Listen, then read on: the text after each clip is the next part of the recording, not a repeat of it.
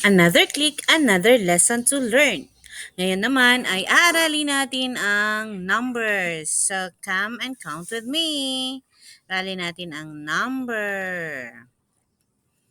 Okay, so start natin. Ito ang number 0.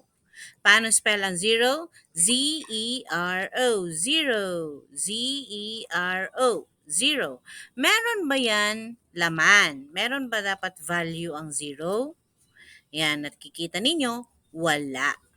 So, kung paano isulat naman ang 0 ay ganito. Yan, ganyan lang siya. Di ba? Madali lang.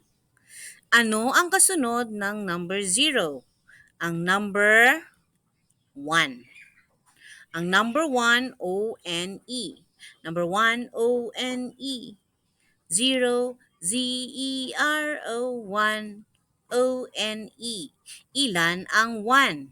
Isa lang. So nakikita natin dito, isang orange. Paano isulat si number 1? Ganyan. 1, isa. O-N-E. 1, O-N-E. Isa. Okay, sa number 2 naman tayo. Ilan ang mansanas na nakikita ninyo dito? Dalawa. 2. 2. T-W-O. T-W-O.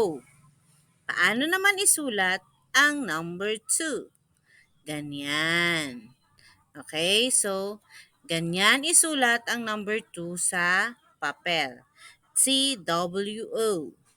T-W-O. Next naman na number ay number 3. Ilang avocado ang nandito? Ilan na avocado ang nandyan? Isa, dalawa, tatlo. Ang tatlo ay 3. T-H-R-E-E. T-H-R-E-E. 3. Okay. Paano isulat ang number 3?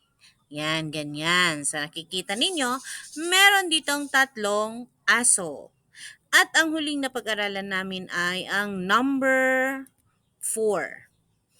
F-O-U-R, number 4. F-O-U-R, number 4. Isa, dalawa, tatlo, apat. Ilan ang number 4? Apat.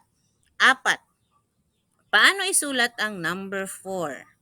Yan, ganyan. Ilang lapis ang nandyan? Apat. Okay, so i-practice po natin ang ating mga anak sa numbers 0, 1 to 4. Thank you.